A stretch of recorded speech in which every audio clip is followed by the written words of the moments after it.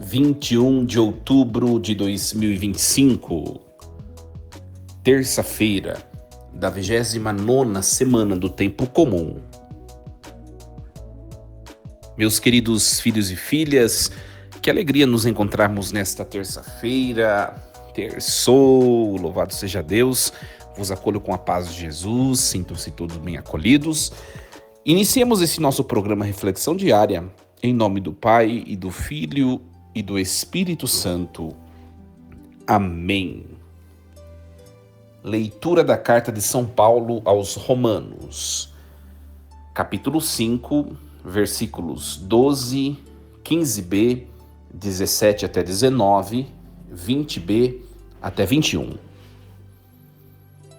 Irmãos, o pecado entrou no mundo por um só homem. Através do pecado entrou a morte. E a morte passou para todos os homens, porque todos pecaram. A transgressão de um só levou a multidão humana à morte, mas foi de modo bem mais superior que a graça de Deus, ou seja, o dom gratuito concedido através de um só homem, Jesus Cristo, se derramou em abundância sobre todos. Por um só homem, pela falta de um só homem, a morte começou a reinar. Muito mais reinarão na vida pela mediação de um só, Jesus Cristo, os que recebem o dom gratuito e superabundante da justiça. Como a falta de um só acarretou condenação para todos os homens, assim o ato de justiça de um só trouxe para todos os homens a justificação que dá a vida. Com efeito, como pela desobediência de um só homem, a humanidade toda foi estabelecida numa situação de pecado, assim também pela obediência de um só, toda a humanidade passará para uma situação de justiça. Porém, onde se multiplicou o pecado, aí superabundou a graça. Enfim, como o pecado tem reinado pela morte, que a graça reine pela justiça para a vida eterna, por Jesus Cristo, Senhor nosso. Palavra do Senhor. Graças a Deus. Muito bem, meus queridos. Então nós estamos acompanhando a carta aos Romanos, né? Em comunhão com a igreja, cada dia seguindo os passos da liturgia diária. E é sempre bom nos situarmos sobre o texto que nós estamos refletindo. A carta aos Romanos ela foi escrita por São Paulo por volta do ano 57, na década de 50, quando ele estava em Corinto, durante a sua terceira viagem missionária. Então, o objetivo de Paulo nesta sessão que nós entramos, do capítulo 5 ao capítulo 8, o objetivo é revelar as implicações salvíficas da justificação pela fé. Primeiro ele ficou falando sobre a questão da justificação pela fé. Agora ele vai falar das consequências, dos frutos dessa justificação.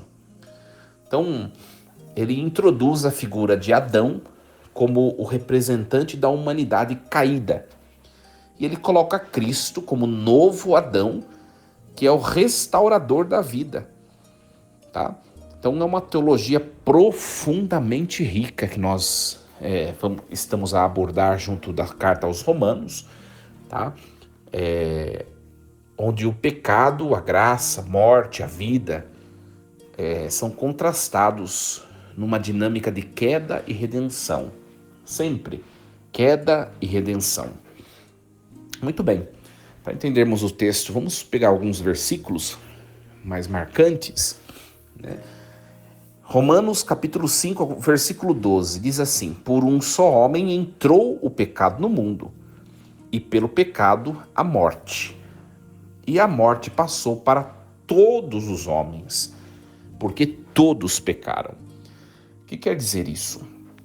Aqui Paulo usa, minha gente, uma estrutura que lembra um pouquinho o Midrash judaico, né? Ele compara Adão com Cristo, né?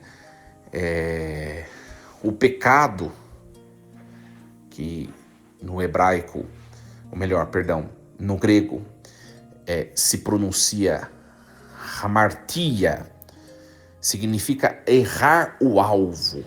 Então, a palavra grega, hamartia, errar o alvo. Então, quando o pecado é quando o ser humano erra o alvo, ou seja, vai em direção errada, né? Essa concepção de pecado, né? Então, por um só homem entrou o pecado, entrou o erro do alvo, tá? Então, aqui nós vemos a universalização mostrada por meio da solidariedade da humanidade com Adão, tá? A palavra morte no grego significa thanatos, né? Thanatos. A morte é consequência do pecado, tá? Então, para entender um pouquinho o texto, a morte, ela não é um dos elementos criados por Deus. A morte, ela é consequência de uma decisão, de um erro de alvo do ser humano. Então, isso é muito importante tomarmos consciência de que a morte não tem nada a ver com Deus, mas com o pecado, que não é iniciativa de Deus. Tudo bem até aqui, minha gente? Muito bem. Aqui, para a gente poder entender, depois nós vamos ver em Santo Agostinho, né, a elaboração da teoria, da doutrina do pecado original. Santo Agostinho vai usar esse texto de São Paulo para fundamentar a doutrina do pecado original, tá? Para a gente poder entender. Muito bem. No fundo, o texto está dizendo que, assim, nós somos herdeiros de uma natureza que já foi ferida, tá? Nós somos herdeiros de uma natureza ferida, mas reconhecer essa ferida nos convida à humildade, à compaixão, à esperança. A esperança na cura que Cristo oferece, não é? Muito bem. Depois o versículo 15 vai dizer assim: se pela falta de um só todos morreram, com maior razão a graça de Deus, isto é, o dom gratuito concedido por um só homem, Jesus Cristo, se derramou em abundância sobre todos. Tá? Então, charis, né? A palavra grega charis, que significa graça, charis, né? A mesma letra que inicia a palavra Cristo, Christos, né? Christos. Então, charis, né? A palavra graça significa favor imerecido. Favor imerecido, né? No fundo, aqui nós vemos uma comparação com Adão, né? Cristo comparado com Adão. E agora, a comparação que foi feita com Adão que proporcionou o pecado, agora é substituída ou superada em magnitude, né? Cristo não apenas desfaz o dano causado por Adão, mas ele transborda a graça, ele vai além, né? Interessante isso. Olha só,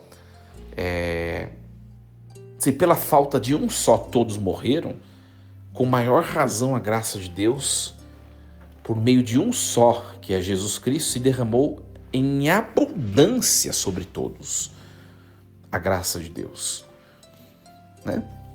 Então, quando nós analisamos a pessoa de Jesus Cristo, nós vemos que, como São João Crisóstomo que nos ensina isso, né? Nós não apenas fomos restituídos para voltarmos ao que éramos, tá? Mas nós fomos elevados acima do que éramos. É importante isso, tá? Então, o mistério da redenção, Jesus Cristo, o que faz o mistério da redenção? ele recapitula, o verbo recapitular, vocês já devem ter escutado em alguma liturgia, em algum curso de teologia. O que é recapitular? É voltar ao capítulo anterior, recapitular. Mas o mistério da redenção, ele não apenas recapitula, ele recapitula. Porque o homem volta ao seu estado original. É como se Cristo desfizesse o pecado. Mas o homem vai, a partir de Jesus Cristo, ele volta ao que ele era e ele passa adiante do que era. Por isso que fala do transbordar, da abundância. O texto fala que Jesus derramou a graça em abundância sobre nós. Tá? Nós em Cristo fomos feitos, ou melhor, nos tornamos algo que nós não éramos em Adão. Ou seja, filho de Deus. Então, além de voltar ao estado de pureza, que é o estado do primeiro Adão, Jesus Cristo, ele nos eleva, ele leva a nossa natureza, a natureza divina, e nos torna filhos adotivos. Tá? Então, aqui é uma questão de estudo, né? Da doutrina da graça, né? O tratado da graça. A graça não é somente um desfazer do pecado. Às vezes a gente concebe isso, tá? Então entendam bem isso, gravem bem isso nessa liturgia. O que a graça fez? Ela nos fez puro, retomou nossa pureza. Não, não é só isso. Ela nos elevou para uma situação que nós não tínhamos, não éramos elevados antes, a situação de filho de Deus, tá? Então, a graça de Cristo deve ser para nós motivos de alegria, E aí o versículo 17 desse capítulo 5 vai dizer o seguinte: por um só homem que pecou, a morte reinou. Com mais razão reinarão na vida por meio de um só, Jesus Cristo, os que recebem o dom gratuito e superabundante da justiça. Olha que maravilha, né? Ou seja, nós somos convidados a reinarmos com Jesus Cristo, não pela dominação, pelo serviço, pelo amor, pela justiça. Aliás, perdão, não pela dominação, mas reinarmos pela graça. Não querendo algo em troca, né? Pelo serviço, mas pelo amor, não um amor de barganha, um amor gratuito, né? Esse é o reinado de Jesus Cristo, tá? E aí é como se ele estivesse falando a mesma coisa, né? No versículo 18 e 19 ele vai falar: como pela falta de um só a condenação veio para todos os homens, assim também pela justiça de um só veio a todos a justificação que dá a vida. Pela desobediência de um só homem, a humanidade toda foi estabelecida numa situação de pecado. Assim também pela obediência de um só, a humanidade toda será estabelecida numa situação de justiça. Nós somos desafiados, minha gente, todos os dias, entre obedecer a palavra de Deus ou seguir os nossos impulsos. A obediência a Cristo, ela nos liberta, nos transforma, nos justifica. Sigamos os passos de Jesus com confiança, com fidelidade. A desobediência de Adão fez com que a morte entrasse no mundo do sofrimento, que não existia antes. E a obediência de Jesus, ela recapitula e transborda. Aqui o texto está nos mostrando. Quando nós nos configuramos a Jesus, nós nos tornamos obedientes a Deus. O que acontece? Nós nos elevamos humanamente ao estado da divindade. A obediência é algo nobre, né? São Paulo que está tentando mostrar, né? Capítulo 5, versículo 20. Onde se multiplicou o pecado, superabundou a graça. Aqui o verbo que foi usado, superabundar, no grego, né? É um pouquinho comprido essa palavra, né?